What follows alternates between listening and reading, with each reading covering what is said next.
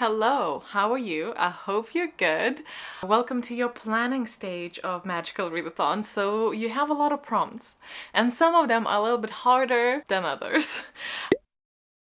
In particular, maybe the 18 that we're gonna talk about today. If you missed the Magical Readathon announcement, first of all, link it down below. We'd love to have you join us in our magical adventure. I would love to help you out a little bit, if I can, with some of the just slightly trickier prompts. So I do have some resources. So I believe there is, or maybe a couple story graph challenges. I'll try and link that down below in the description bar, as well as mainly where I took these from, a spreadsheet that I made for these particular prompts with my Patreons who have been amazing in helping me curate this list. There will be plenty of books that I'm not mentioning. There will be plenty of prompt categories that I'm not gonna get into because some of them are a bit more just easier, and some of the other ones are a little bit more like personalized, so I can't really answer that question for you. But as I mentioned, I do have 18 prompts we're going to talk about, 4 options for each. So 72 books, right? Well, there should be 72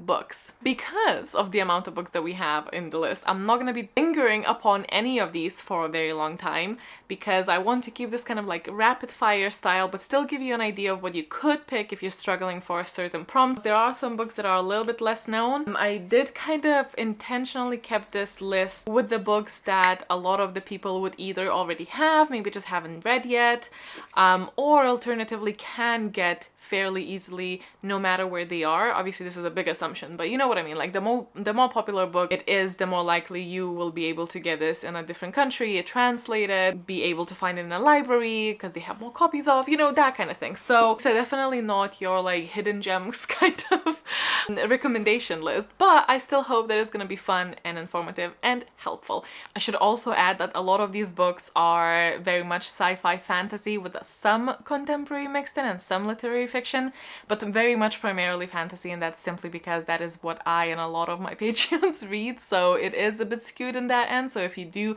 primarily reread non-fiction or non-fantasy, this might not be super helpful, but as I mentioned, the links are down below and I think there's more of a variety there. But I don't know, I know a lot of us read fantasy, so. The first prompt we're talking about is for animal studies, and it's the debut book of an author, which is not admittedly the hardest one, but I still thought I'll throw some examples at you.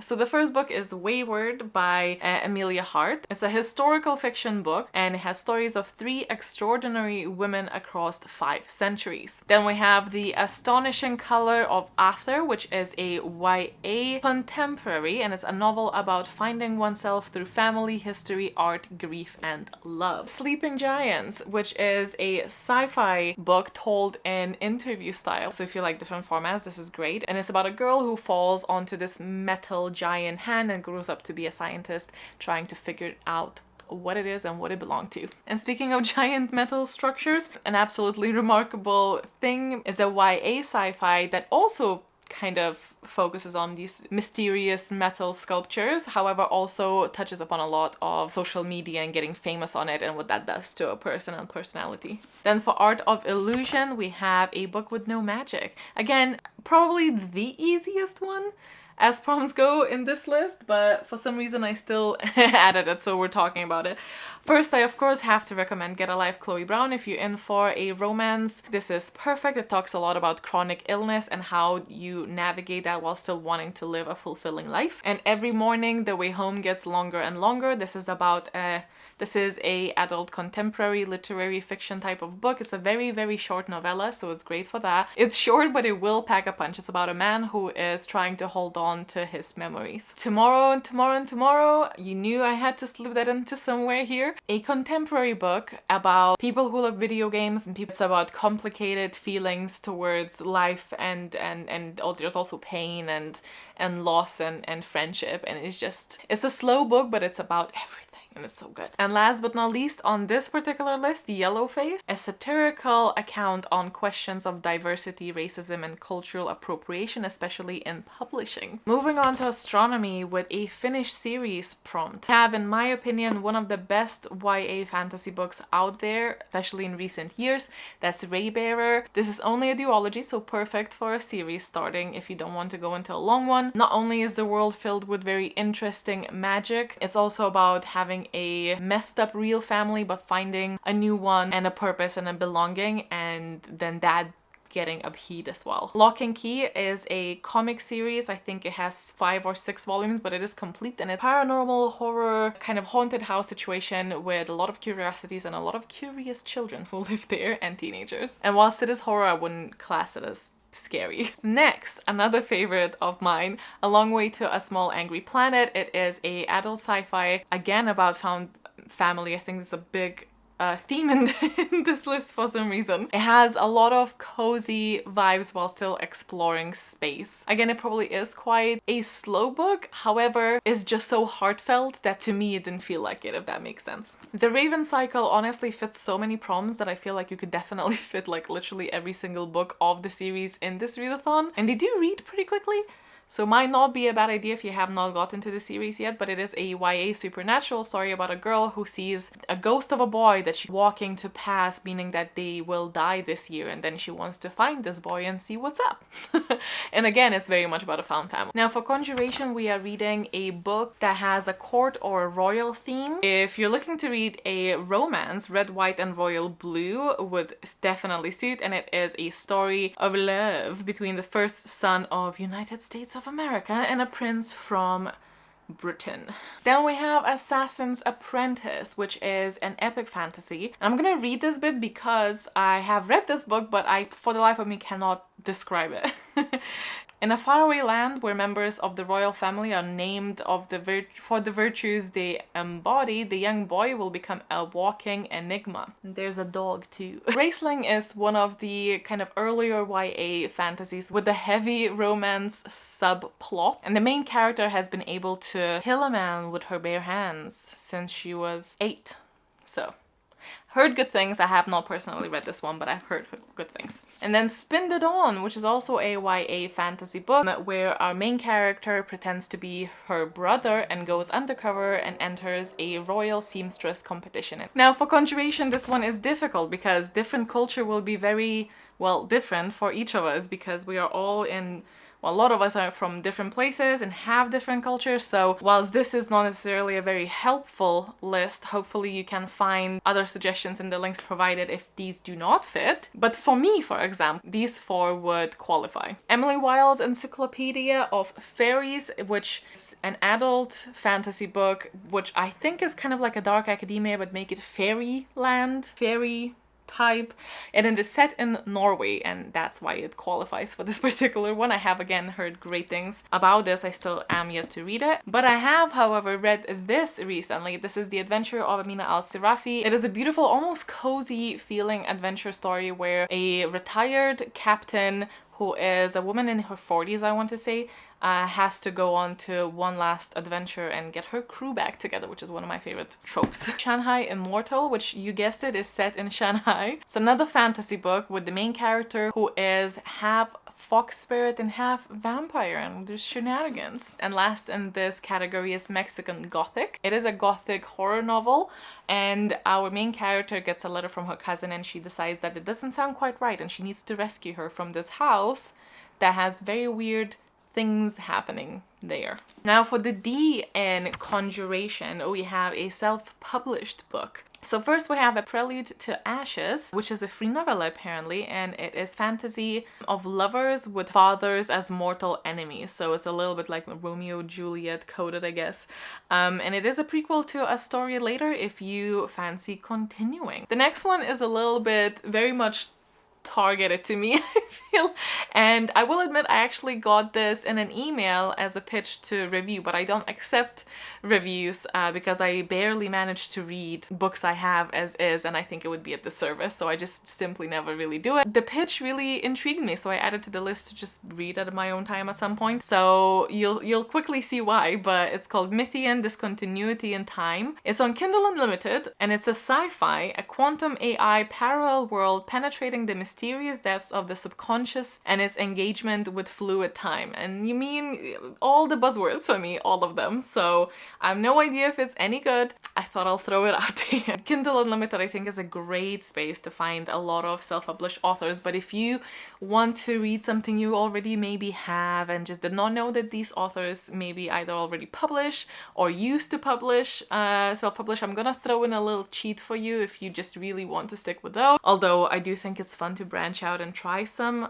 self-published authors. So we have Olivia Blake, who published Atlas 6 as self-published first, so if you want to do that, it's a dark academia book, and we have a secret society of people who have magical powers, and it's fun. I forgot to hold the book while I was speaking about it, but here it is. And then there's also Guild. The tagline for this is, "The Fae abandon this world to us, and the ones with power rule."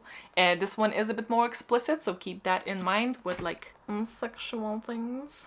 Moving on to Demonology with a magical creature prompt. So we have The Undertaking of Heart and Mercy, an adult fantasy romance book. It's a bit of a paranormal twist, and we have Heart and Mercy are main characters who, one of them is an undertaker and the other one a marshal, and they have an unlikely romance blossom. Next we have Fourth Wing. I feel like at this point I don't even need to tell you what this one is about. I'm just gonna leave it with you because you might already be tired of hearing about it. However, I will be testing this one out in August myself because I think it is time. It is time to see what I think.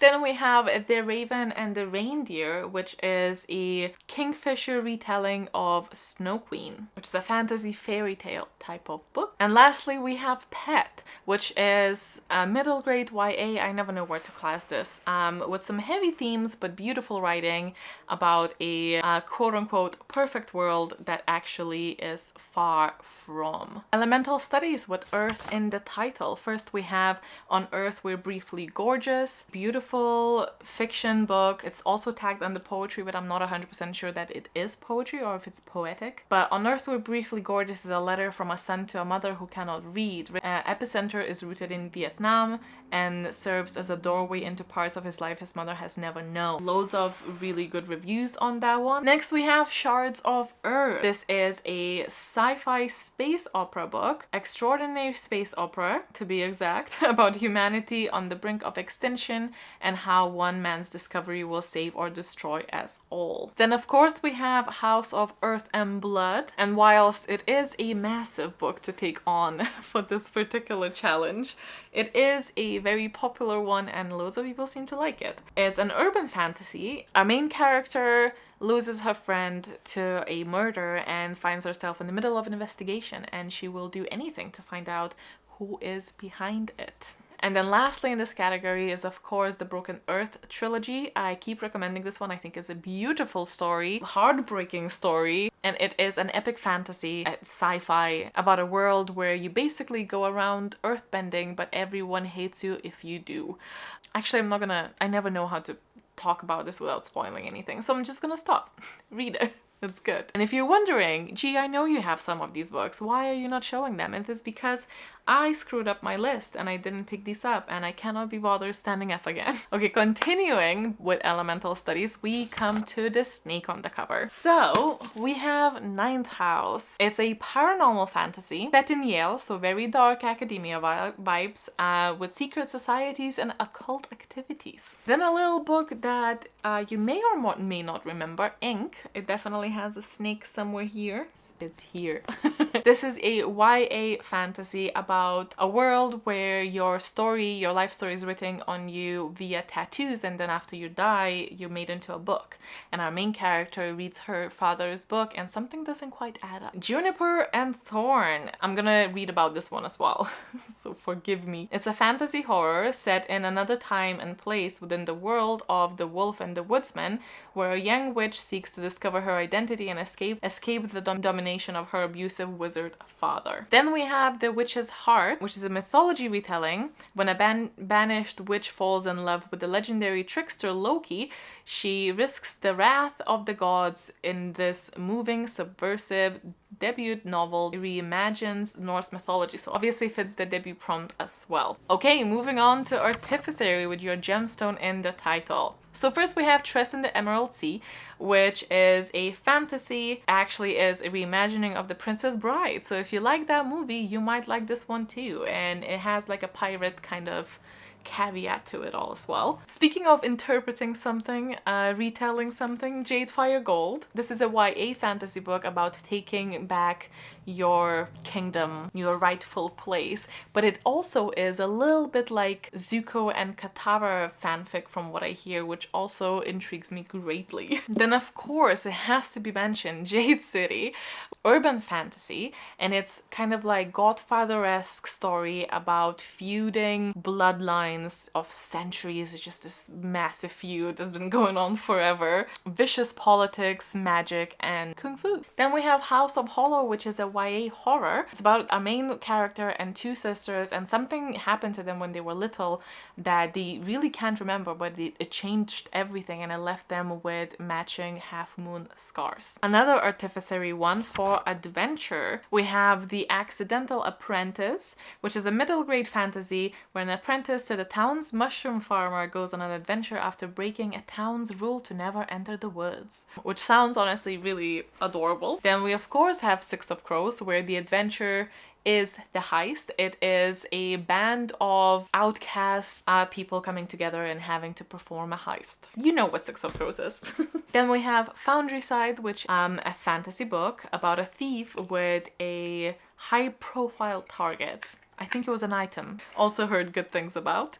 So also a heist actually. And last for this grade we have Kings of the Wild, which again has the favorite trope of reuniting the band. This is a band of mercenaries who are no longer working but have to be bound back together because one of their daughter is in danger. It's quite hilarious as well. I guess a cozy fantasy but a bit more crude. And lastly for Artificery, apparently all of the prompts for Artificery were a bit harder. Pet on the Cover. So Before the Coffee Gets Cold obviously has a little cat. It is a sci-fi short story. It's about this cafe where one seed in particular takes you to one moment in your past. You can't really do anything, but you can see how things unfold. So a little speculative, and it's quite a short read. Of course we have Bunny, which is a dark academia horror book. Female experience. Bunny is a down the rabbit hole tale of loneliness and belonging, friendships and desire, and the fantastic and terrible powers of the imagination. So a lot say I never know. YA fantasy fairy tale about an alternate America where this America has been shaped dramatically by the magic, monsters, knowledge and legends of its people, those indigenous and those not. The Traveling Cat Chronicles.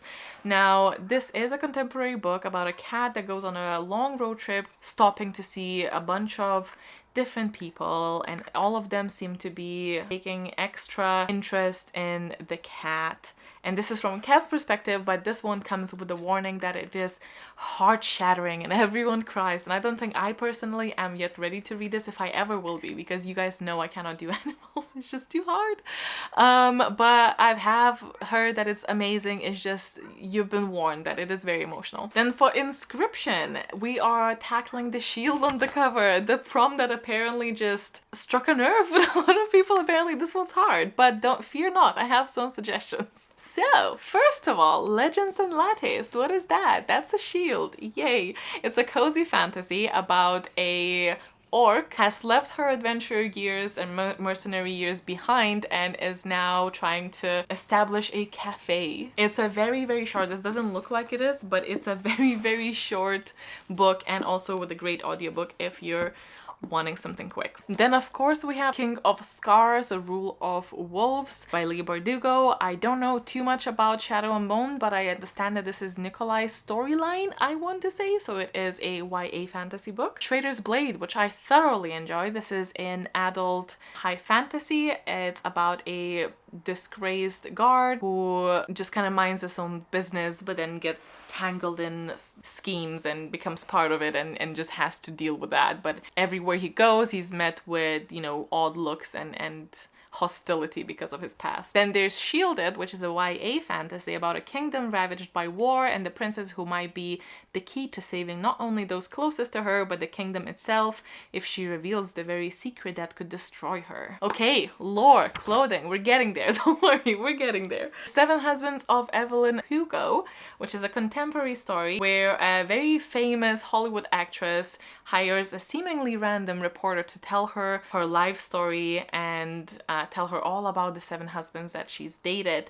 And the seemingly random reporter appears to not be so random at the end. This Poison Heart, YA fantasy book, and it's quite a short one. It has absolutely herbology vibes, so that's an added bonus. It says, inspiring and deeply compelling story about a young woman with power to conquer the dark forces descending around her. I keep wanting to read this and it keeps slipping by me. Of course, we have Heartstopper if you want something quick and easy. This is a comic. It's contemporary, it's coming of age, a slice of life, it's cute, it's adorable. I feel like I don't need to talk about it for too long though, because you probably know about it. And then we also have Blood Scion, which is a YA fantasy following one girl's journey of magic and justice, power and revenge.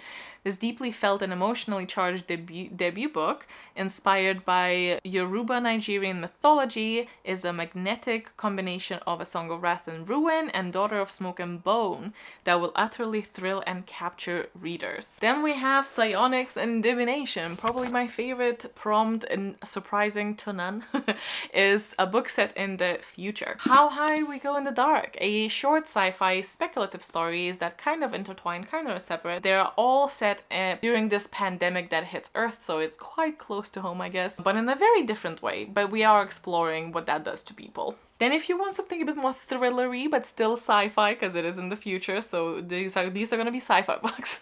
There's Goldilocks. The Earth is environmental collapse. The future of humanity hangs in the balance, but a team of women are prepared to save it, even if they'll need to steal a spaceship to do it. Next we have To Be Taught If Fortunate. This is a short novella. If you are a bit scared of sci-fi, I'd say that this one's a very soft one. You know, a story about how human can be curious and how much they can learn if they only approach things in a non-invasive manner. I think I really enjoyed it. Then we have A Space Between Worlds. This is set in a world where there are alternate worlds and you can hop onto them, but only if your alternate self is not there. It's a little bit like the main character kind of starts fighting Amazon, basically, which I'm just gonna put it out here because when I went in here I expected something very different.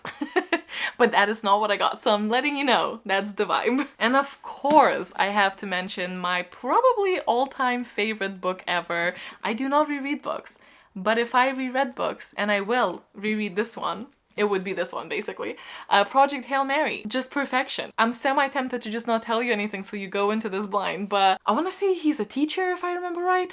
Getting involved in this science project and being sent off into space to investigate something, kind of against his will. It's all very shady, but it's also very like apocalyptic event type of coded. So it's good, you guys. It's good. Continuing with Psionics and Divinations, we have Lily on the cover or in the name or in the title. So coming back to Raven Cycle, if you have started it, it's for some other prompt. You can go ahead and continue it with Blue Lily, Lily Blue, which is the second book in the series. On Honeymooners, if you want a quick little romance, and it's a fake dating romance where they go onto a holiday and one of them says a white lie to someone and then they have to pretend to be newlyweds. This YA fantasy, very high regarded in the community. I personally have not read it, but I've heard good things. It's called The Prison Healer. It says when the rebel queen is captured, Kiva is charged with keeping the terminally ill woman alive long enough for her to undergo the trial by ordeal,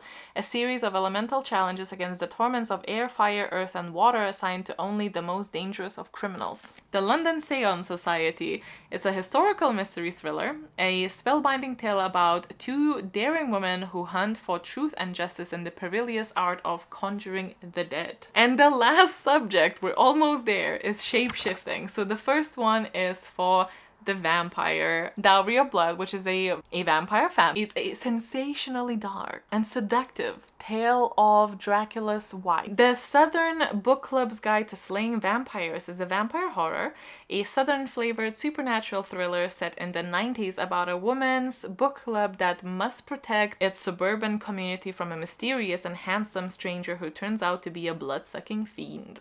This one's an adult one, and this one is another YA fantasy called City of Nightmares. It's pitched as Gotham meets Strange the Dreamer, and it's about a cowardly girl who finds herself in this very terrifying city and finds herself in the center in a criminal syndicate conspiracy, and just all hell breaks loose. And last in this category is A Coldest Touch, which should be a fairly quick read. And it's about a girl who can touch someone and then know how they die, and then a girl who's actually already dead. Plot twist, because she's a vampire, and romance. Very lastly, again with Shapeshifting, it's the chair on the cover prompt. So we have Neon Gods. It's a mythology romance for Hades and Persephone retelling. It says, he was supposed to be a myth, but from the moment I crossed the river Styx and fell under his dark spell, he was quite simply mine. The Silent Patient, if you want something that is very unputdownable, although I know there's mixed opinions on this. It's a mystery thriller about a woman who shoots her husband and then refuses to speak ever, and a psychologist who finds the case very interesting and goes investigating. For a manga recommendation, we have Spy Family, and this is about a spy who needs to go on a mission and find himself a family. So he adopts a girl who ends up being a telepath, and also finds someone to play his wife who actually secretly is an assassin. Everyone has their secrets. And the very lastly is The No-Show. Somehow I ended up reading the other 3 books of this author, so somehow being very consistent when reading this author, so I want to get to this one as well. It's about 3 women who go on a date and get stood up, and on Valentine's Day, and apparently it's by the same man. It's a bit vague to me what the story's about. It is a romance, it is a contemporary romance, but I do know from the reviews that it has a very good plot twist, so that's exciting. And of course it has a chair. So, well done! You survived, and I survived.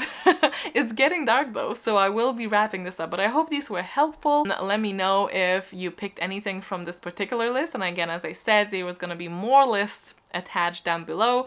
Happy TBR planning, and I will see you in the next one soon. Bye!